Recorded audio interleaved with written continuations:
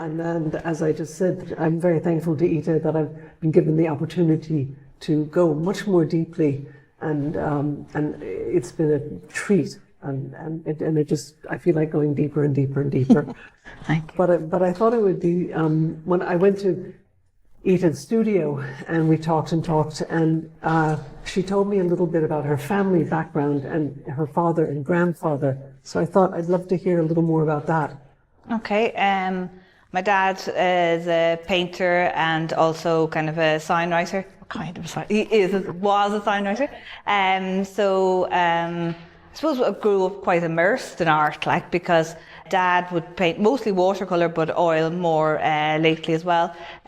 So he would go out plein air painting and come back and show us his paintings, and we'd all almost have to do a crit on his painting. Or when he was selecting paintings for the Watercolour Society or whatever, we'd have to be given a 3-2-1 on what kind of paintings we liked and what ones we thought he'd put in for things. So, and going to see exhibitions with him, like, you know, so from an early age, quite absorbed in painting. And then, like, my brother always jokes that he was holding a pencil before he was, when it was too heavy for him to hold. So Dad's workshop when he was doing sign writing was at home, so he'd often have big drawings in the hall, we'd have to be jumping over and stuff, like, so. Yeah. So my granddad also was a painter and sign writer, and my great uncle Kevin was a sign writer. There's been films made about him. He was called the Gentleman of Letters. So, and my uncle was an artist. So there's a lot of art in there. Yeah. So from the very beginning, you were exposed and asked to have opinions. Yeah. And to what degree do you think? I mean, you have a very firm, I would say, established aesthetic. Do you take it back to this experience, or? It's always hard to know. You're always guessing at things like that. But the fact that Dad painted in watercolour, I often think that probably has influenced the way I paint, the way the light applications of paint, or the liking of light colours in the work. But it's always hard to tell. It's hard to tell. Yeah. And the famous bus experience. We have to mention the bus. So I suppose, he's a sign writer, but I suppose he probably more specialised in kind of the illustration side than sign writing. So like any full colour buses that you would have seen in Dublin, Dad would have painted them and we would have helped him do that. So there was a big 7-Up bus that had to have bubbles all over covering the whole bus, and a harp bus where you had kind of the figures and so there was a gap at the window where the passengers on the bus, yes, thank you, heads would match the bodies and stuff. Or like out the back garden, I remember him doing this big bulletin board for Johnson's, baby shampoo, or this, and this big face, so he would have brought his fine art painting into the commercial world of the sign writing and bulletin boards and buses and Right. So it's a little bit like Jan Bruegel, the elder and the younger. And I mean, I always think it's one hears more about musical families where, I mean, Mozart probably would never have been Mozart if his father hadn't taught him. But you grew up in a family with a very strong tradition of painting. Yeah. And it's like, I can see, my brother still runs the business that my dad had, and he does his own art as well. And I can see my nieces and nephews, a couple of those been interested as well. So it's going on. Yeah. But I always felt lucky when we were in college, when there were some people who, almost had to explain, what they were doing to their parents, like, this mad thing of doing art. Like, whereas I felt lucky that my lot understood kind of what I was trying to do. Yeah. Very different. Yeah. I kind of wanted to dive in because I think it's related to that. This extraordinarily highly developed sense of shape and composition. Mm-hmm. I mean, I always believe, I've always taught, and I believe that composition is the soul of a painting, and it really is. It's the heart and soul. It's the deepest part, and I think we share this belief. And your as I was texting Ita after seeing her, and when I came out of her studio, I just kept seeing Itas, and oh, there's an Ita, or there's half an Ita, and even coming up today, I was going to text you. There's this place on the road that you have to look, because you have this. Yeah, can you help us understand how you have come to such a secure and established sense of shapes? I think when I was in college, the work was quite different than this. Like, it would have been quite abstract, but still it was a shape and the surround of the shape. And so there was kind of an emptiness and an activity as well, which is still always in the work. And then it would have been very abstract, where it was bands of colour. But that kind of, as you said, it didn't have to go miles to translate into landscape, because it was still those horizontal bands. And then from there, just landscape started to creep in more. First of all, it was the colour that was coming into the work, and then the shape. There's a lot of horizontals and verticals in the work over the last, 6 or 7 years maybe. And I don't know why that is, but I think I like the anonymousness of the shape. There's so many things that if you go to paint, it is that. Whereas with the horizontal, the focus can be on what it is, but also on the shapes of that are within the painting as well.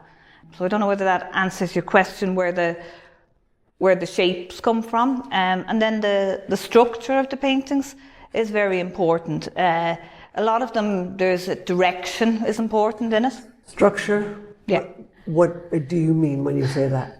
The composition of the painting, how the eye travels around the canvas, is important. So as I say, like, there's a lot of like the headlands or the piers. It's this one is just in my eye line there, where you have a strong horizontal direction that stops, but it's directing your eye to a certain point in the canvas and moving around. Yeah. And yet there's this very sometimes even almost a little bit, I'm looking at this one, disturbing sense, which I'm trying to find words for, is I always know where I am in relation to your paintings. Okay. I'm not sure that's, I'm being invited in. Yeah. Is more what I guess, or they're taking hold of me. It really is hard to describe. And yet you're dealing with something and nothingness. I mean, I find this what is so magical and intriguing and lingering about the work is the way I'm being included, and yet there's sometimes so little there. Okay, yeah. I suppose it's not something I consciously do. I don't know whether it just happens or kind of. But I do think about the viewer and how they're looking at the painting. You do think about the viewer? Well, yeah, it's whether a painting works or not is how the eye is directed around the canvas, yes, in my mind. Yeah. Yes. Yeah, so that is important. And tell me, do you work on several different paintings at once? Yeah. Okay, so tell us about that process. Because it's quite a slow process. It's they're very light applications of paint, and even though they're light glazes, which means that they dry fast. But that's in the way, even though the paint is drying fast, it's a slow process because you're not painting wet into wet, which is faster. So it's almost like. I think I have something in one of the books here. I'm trying to find it now. Do show us your sketchbooks. Well, this is just an actual. My sketchbooks are notebooks too, because they are a lot of writing as well. So this is just. This is a little bit about lifting, which is unusual for me to have written. So like this piece here, and the blue one. So. Can you just show them what it looks like? No, this is all writing now. So this is like. As I say, I do a lot of I was just saying to Katherine, a lot of my sketchbooks are loose sheets of paper as opposed to in notebooks, although I do have little thumbnail sketches and that. But it's almost like a diary in these books. And I'm writing down my thoughts on pieces and I'm kind of doing my to-do lists in it and just thoughts on what I'm doing, and it's very good for looking back on it then to see where you're at. But this is unusual that I've written it so specifically here. So it says, bones of peace early, but a lot of pushing and pulling needed. Subtle colour and tone changes making a huge difference. Glaze of Indian red mixed with a bit of white to reduce down temperature of water. So it's almost like a printmaking thing almost, that, you know, I think the water was slightly greenier at one stage, so it was taking the green out by putting another layer. So it's almost, it's being very aware of colours cooling down and hotting up, and so yeah, glaze of Indian red mixed with a bit of white to reduce down temperature of water. Glazes of grey at horizon, killing headland a little, especially on right, so not the main focus. And was this written before or after? That bit was written just after, but then I have to do. Look a little more at differentiation in purple band. Right hand side to fade into the sky more. Also bring down yellow in sky and make top edge and left deeper in colour. So I just thought it was interesting that I'd written kind of my process down a little bit there. So. Very, very interesting. Yeah. And can you read us another passage, maybe at another spot? I think it says so much about your thinking process and specifically the colour, the way you're working with colour. So it's very conscious, or at some point it's very conscious. But at different points maybe not so, and then other times yes. You know what I mean? So back yeah. And forth. Okay. Yeah. So I'm not sure, do I have ones that are so specifically about the colour? I have ones that are about different things? Whatever, even anything, or even some with the thumbnails that go with them. Okay, this one I'm here then. Like this here, just has a few little thumbnails here. And this you can see relating to this piece here. Mm-hmm. So it started off very much almost like, you know, an inverted like L shape, and started off a lot more abstractly. But then I don't know whether it was the scale or I felt I needed more in it. It changed a lot, but this was just some of the little sketches I had done in the first place. And so it was I better not do that with the actual things. we're tied up to the phone here. This vertical of the sign and the gap of the in between the headlands and the stack. There's echoes there of the two of them here, and just obviously the horizontal lines echoing each other. So just playing with that. But one thing that interests me here is that, to me, the most dramatic is the water coming over the wall. Yeah. But that wasn't part of the image.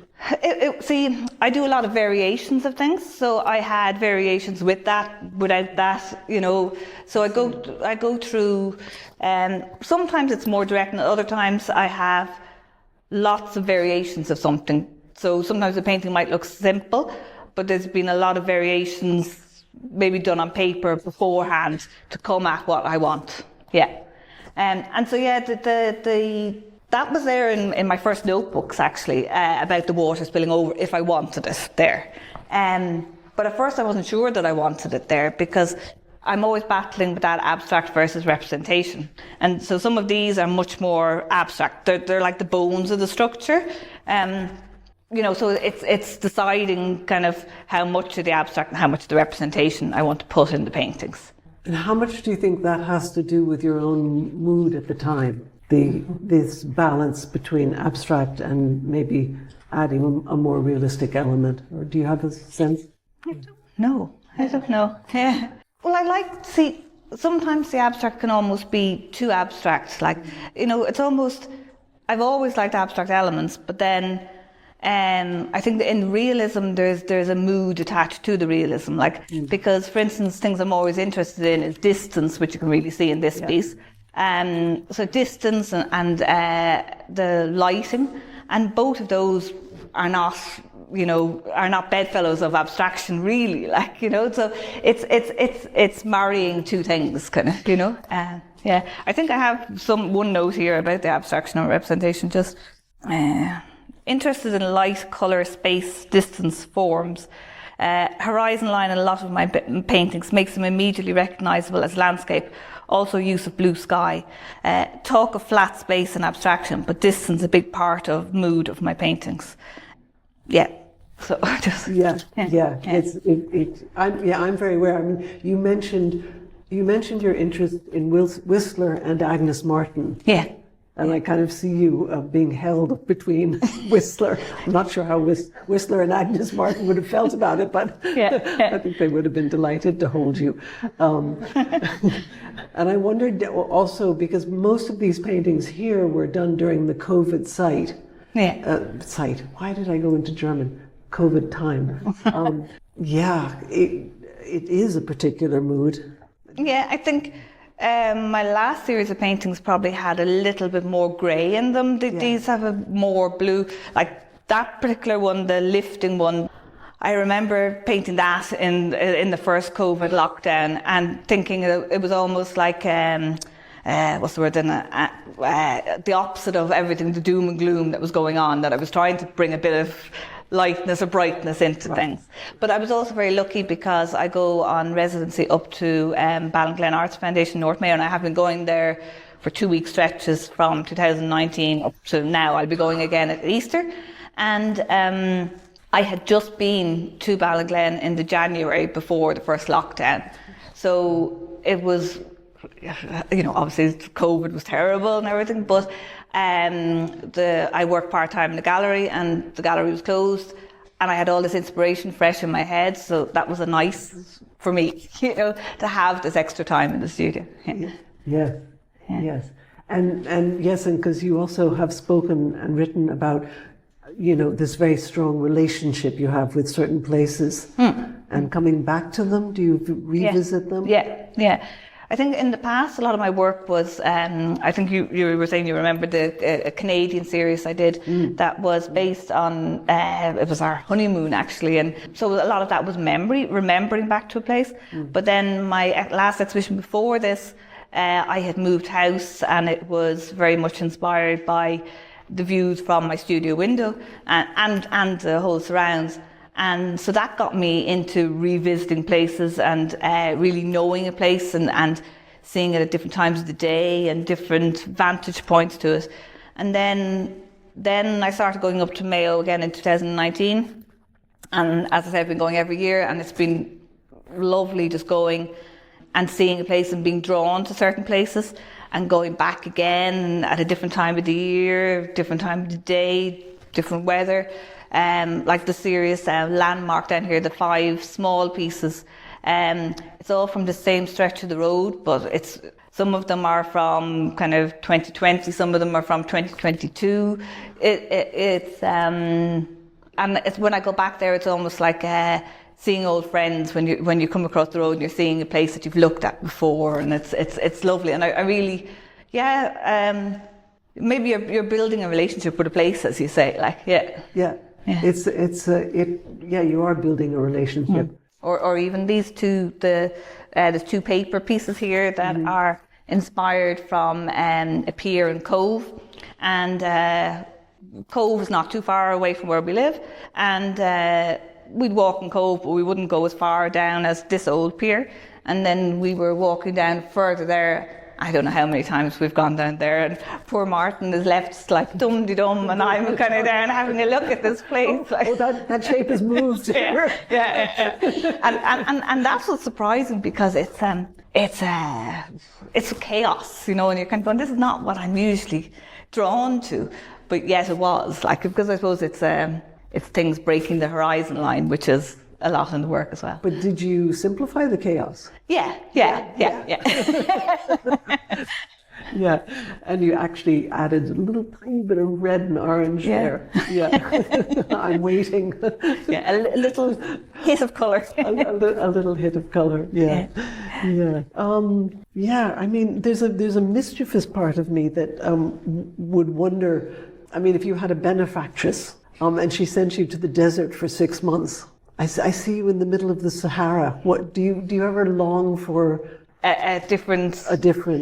Well, it's funny because I love travel and I love planning holidays. And now that this exhibition is up, I'm kind of going, where would I like to go? Yeah. But I'm kind of almost wanting to go somewhere not with hot colours. I'm kind of almost let my painting dictate where I want to go. I was kind of maybe somewhere Scandinavia or something like that.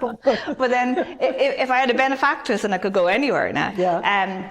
you mentioned Agnes Martin there earlier on. There was a film she did called Gabriel, and it was set, she was in New Mexico, and then so it was between New Mexico and California. I think it was more in California, the film set, but just the light really bleached the whole area. And I was nearly in tears between this film, and it was the music behind the film and the paintings, and just so that place of New Mexico makes me think I'd like to go there.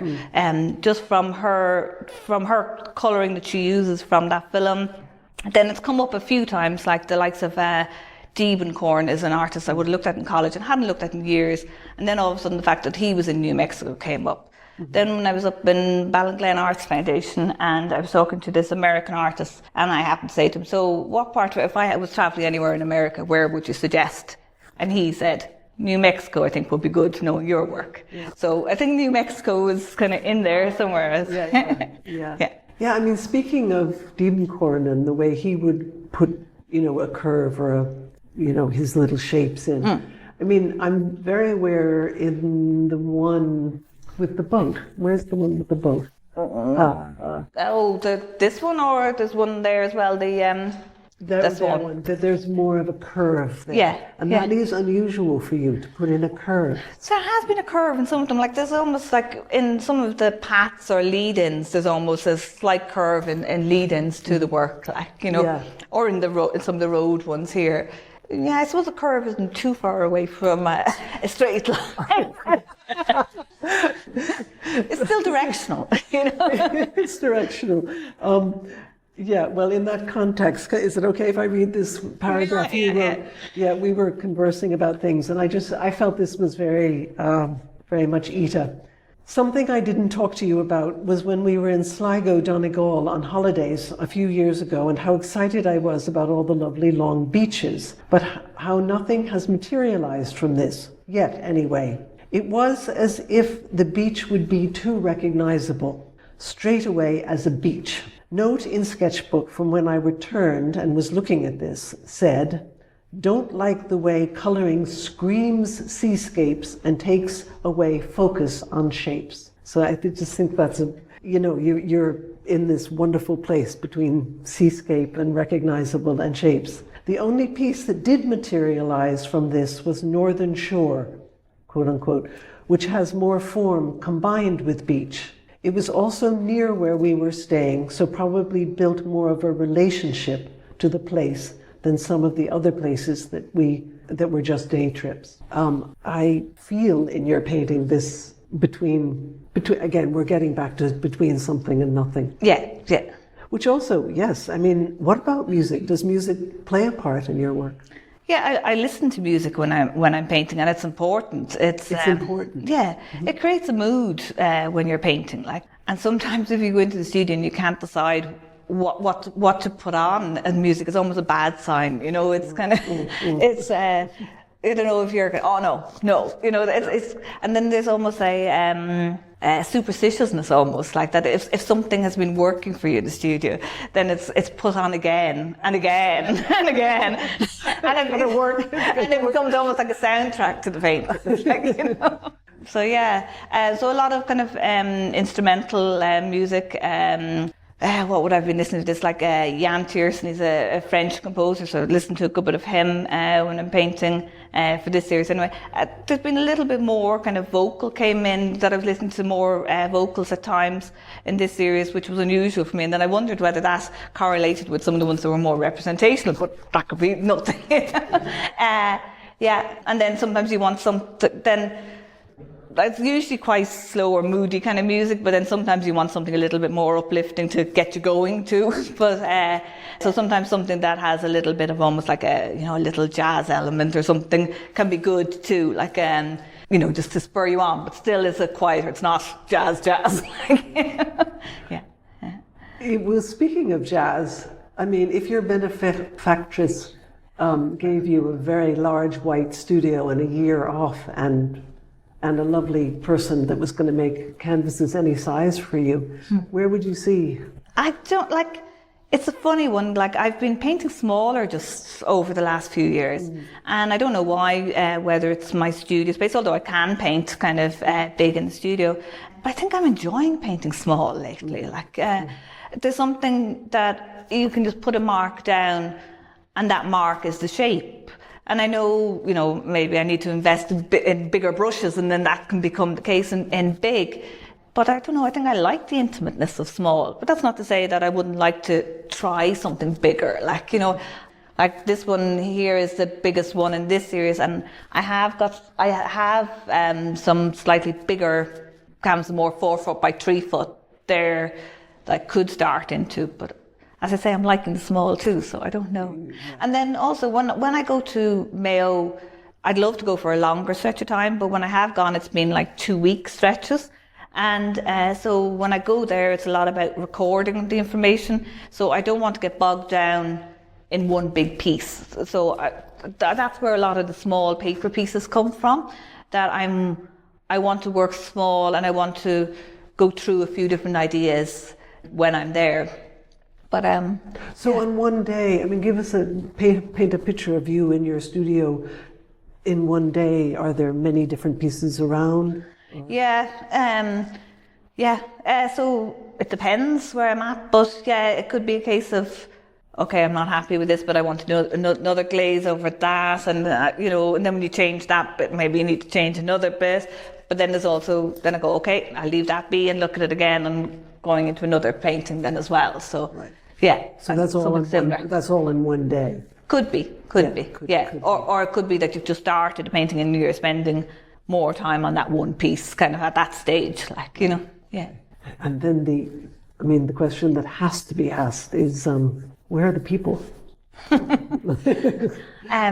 Well, as Martin's pointing, there is 2 suggestions of people in that one, but I like quiet places. Like, if we are deciding on holidays, it will always be seeking out quiet places. I don't understand, even though there's a lot of sea and